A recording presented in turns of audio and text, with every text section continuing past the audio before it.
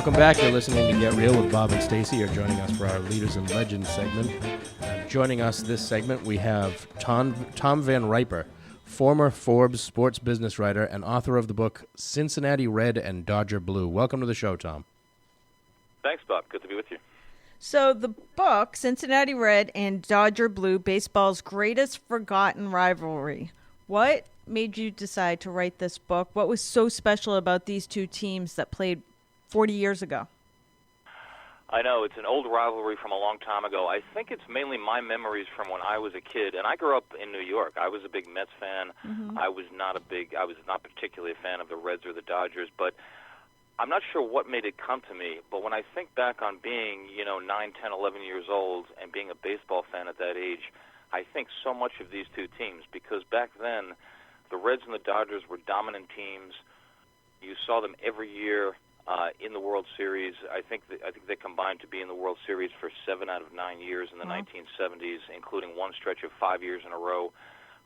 They placed several players in the All-Star Game, which was a very big event every July back then, more so than it is now, because the showcase events back in those days, before there was cable, when the average American had 8 television channels, and not 500, the big showcase events in baseball, the All-Star Game, the postseason, were big national events that got much bigger television numbers than they do now.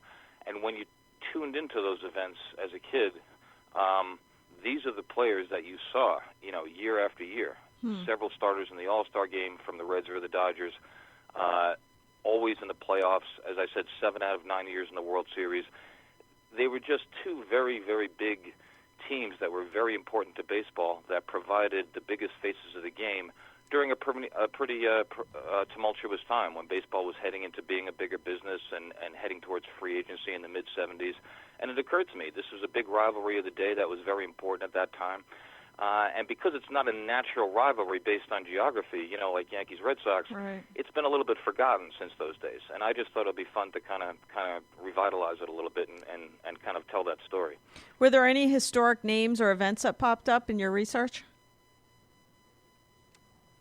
Yeah, I mean, there were a lot of great players from both teams, but when I really looked into it and thought about it, I thought, wow, there were a lot of names from those two franchises in that era that really became historically significant. The Los Angeles Dodgers had Andy Messersmith, one of their pitchers, who became baseball's first free agent, changed the whole landscape of the economics of baseball. The Dodgers pitching staff also had Tommy John. You probably know his name now as the name of a famous surgery, right? Tommy John surgery today, I write in the book, is something that, is as common a baseball phrase as strike three.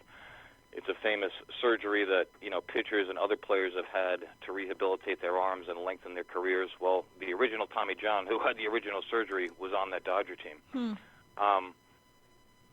The Dodgers general manager in those days, the guy who put that team together, was Al Campanis, who became very famous, unfortunately, a little bit later in 1987, when he had a famous interview on ABC's Nightline with Ted Koppel and made some remarks that were seen to be racially charged regarding the issue of hiring black and other minority candidates for manager jobs and front office jobs. It became a very infamous interview in 1987 and really kind of changed the conversation and changed the whole tone of baseball's approach toward hiring minorities. There were others. A young Reds announcer in the early 1970s was Al Michaels, who, of course, became very big a few years later when he became national on ABC. And he gave us probably the most famous sports call in all of U.S. sports broadcasting history in the 1980 Olympics. Do you believe in miracles, right? The U.S. hockey team. So a lot of significant sports events can be traced back to this rivalry between the Dodgers and the Reds in the 70s. Wow. So who is now in the Baseball Hall of Fame from the rivalry? Well, as far as the Hall of Fame, there are seven people altogether, 3 managers. The Reds manager was Sparky Anderson. The Dodger manager in the earlier part of the 70s was Walter Alston. He was succeeded by Tommy Lasorda, who went on to a long career. All 3 of those guys are in the Baseball Hall of Fame as managers. They all rank in the top 8 or 9 all-time in career wins. In terms of players, 4 players, which doesn't seem like all that many. You have Don Sutton from the Dodgers, a 300-game winner in his career, and, of course, Johnny Bench, Joe Morgan, Tony Perez from the Reds. So 4 Hall of Fame players.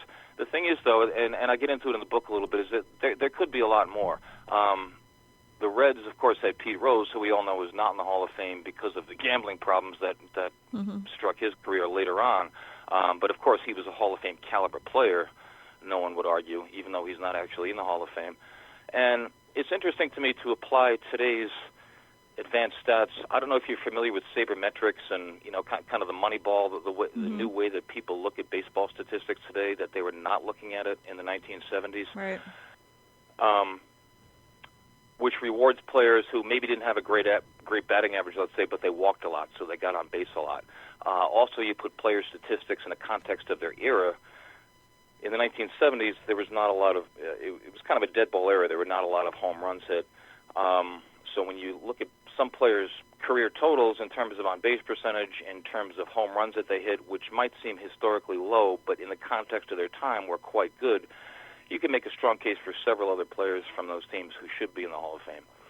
One is Ron Cey, a Dodgers third baseman who was a multiple All-Star, who had a much higher on-base percentage than he did a batting average. Willie Davis was a great center fielder for the Dodgers for about 14 years. Reggie Smith was a star outfielder for the Dodgers.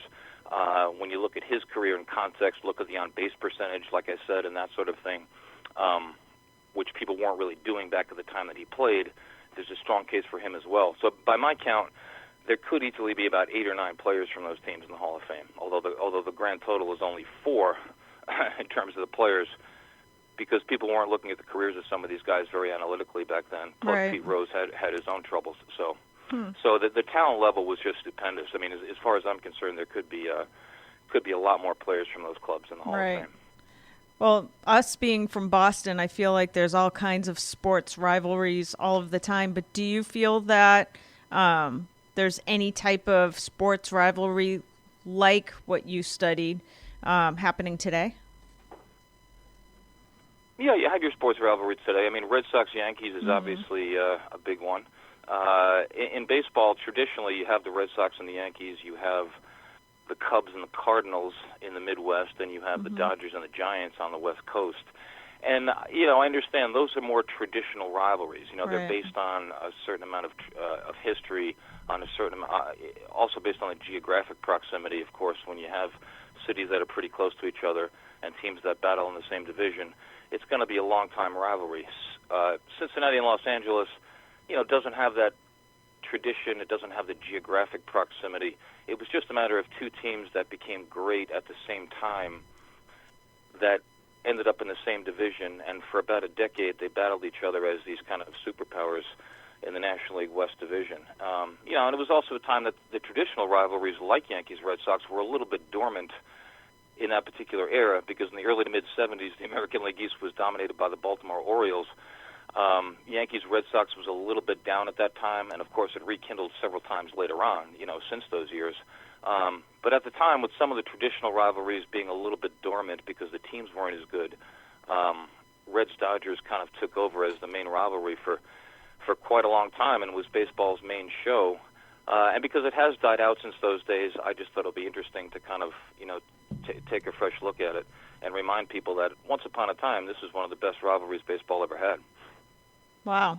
So what would you say has changed the most in the sports and the business side of baseball since the 1970s?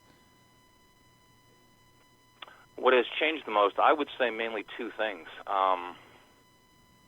First are the new ballparks. I know Boston doesn't have one. I mean, Fenway Park is a gem that hopefully will last forever. Right. But all across the baseball landscape, you have new ballparks that have gone up since the mid-'90s, and it's kind of changed the dynamic. It used to be you had these large multi-sport stadiums that a lot of baseball teams played in, and they held 55,000, 60,000 people. Aside from an occasional big game, they would rarely sell out. It was easy to casually get tickets back then. Like on a nice summer night, you might decide on the day of the game, hey, you want to go to the game tonight? Right. And you could walk up to the window and get a couple of tickets and sit upstairs somewhere. It was easy to do. The new model has these venues that are smaller. A lot of them hold 40,000, 45,000 fans, and it's by design. The new model is basically less capacity, higher ticket prices, and more urgency. Get your tickets now. I think baseball as a business has done a great job almost selling itself as if it's football, where every game, every single individual game is more of an event, like football is playing on a once-a-week basis. Baseball, because you're playing 81 home games a year, never really had that, but with the smaller stadiums and more sophisticated marketing, each game has turned into something of an event where it's like, you better get your tickets now. So, less capacity, higher prices, more urgency has kind of become the new model for baseball, and it's been pretty lucrative. It's definitely a small fortune to go to a game at Fenway, even just a park. It's crazy. Mm-hmm. I know. I understand the Red Sox have the highest ticket prices in baseball, or at least they used to as of a year or two ago. And the other thing I'd add, I mentioned there were two things. The other thing is really television and the way that it's changed. The Red Sox kind of spearheaded this with NESN. But, it used to be baseball had, national contracts with one or two networks, and then you had your over-the-air local channel on which you could follow your team day to day. But the money in regional sports networks, or RSNs as they've called, where you have the Red Sox with NESN, the Yankees with the Yes Network, and most teams across the major leagues have such a thing where they have their own cable channels that the teams usually have an equity stake in that are worth lots and lots of money, and the rights fees for local television and baseball have just skyrocketed in the last 10 years. I mean, teams that were bringing in $20 million a year in local television rights are now bringing in 80. I mean, wow. Even the clubs that aren't really the major market clubs, even if we're talking about the San Diego Padres, the Houston Astros, they're realizing a lot more money these days from rights fees from their local cable network, which in many cases they also own an equity stake in. So that's been a big source of wealth for major league teams in the last 10 years. Interesting. I think the food's gotten better too since the 1970s. Used to be hot dogs and Cracker Jacks. Yeah. Now I just saw in Boston, at least, Strago, which is a big restaurant chain in this area, they have a new cone, and it's got their famous meatball. So it's a meatball cone. A meatball cone? Yeah. Meatball cone. What's the cone made out of? I have no idea, but I don't know. It looks interesting. But they have all kinds of great food now at Fenway. So tell us, who should buy and read your book, Cincinnati Red and Dodger Blue, Baseball's Greatest Forgotten Rivalry? And how do they find the book? Who should you read? Well, first of all, the book is it's available on the major online outlets. It's on Amazon. It's on BarnesandNoble.com. It's on a couple of other. I think Target is selling it on their website. It's not so much in stores, I don't think, in Barnes and Noble, except in the markets, which are kind of the key markets, Cincinnati and LA. But yeah, you can get it on Amazon or on bn.com. As far as who should read it, I tell everyone, honestly, I'm promoting my book in the most straightforward way possible, which is if you really, really like baseball, I think you like the book, including baseball history, if you have an interest in that. If you're not a big baseball person, if you're not a fan, or if you're just kind of a casual fan, I'm the first to admit, save your money. I'm promoting this as a baseball book about baseball. Right.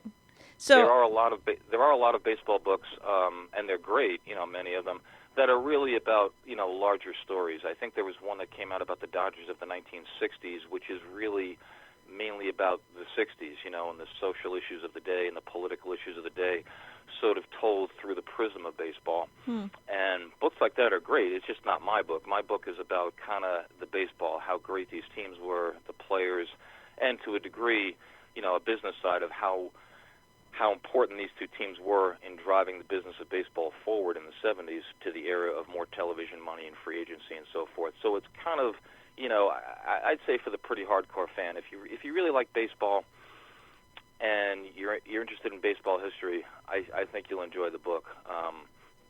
Because there is a lot of baseball minutia in it. So if you're not a huge fan, I'd say you might find the minutia not that exciting. But if you're really a baseball fan, I think you'll like it. So that's what I'm telling everybody. Wow.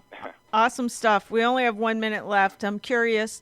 I know you came from Forbes magazine where you were a sports business writer, which I didn't even realize they had a sports business section in Forbes.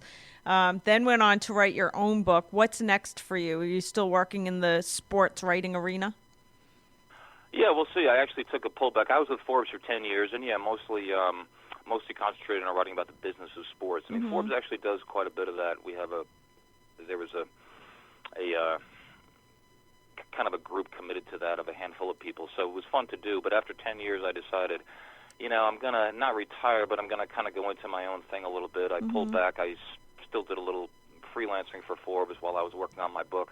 And now I'm hoping to get into another baseball book. I'm just kind of getting a proposal together about players I feel it's more of a New York-based book in this case, players who I believe are kind of underrated from the Yankees and Mets who belong in the Hall of Fame, who are not in the Hall of Fame. Keith Hernandez, Ron Guidry, and some others. So that's kind of what I'm doing. I'm just finishing this book, getting it out there, doing some promotion, trying to get into my next book, doing a little freelancing, and that's what I see myself doing for the future. As far as whether I'll be back in the media full time with someone anytime soon, I'm not sure. Awesome. We'll see if I can get a deal for my next book. That'll probably determine what I have to do after that. Wow, good stuff. This is Tom Van Riper, and his book is Cincinnati Red and Dodger Blue, Baseball's Greatest Forgotten Rivalry. You can check it out at Amazon or Barnes & Noble. Thank you so much for joining us today, Tom. Thanks, Tom. Okay, Stacey and Bob, thanks for having me. That's all for this edition of Get Real. Make sure you tune in again next weekend and join us for more.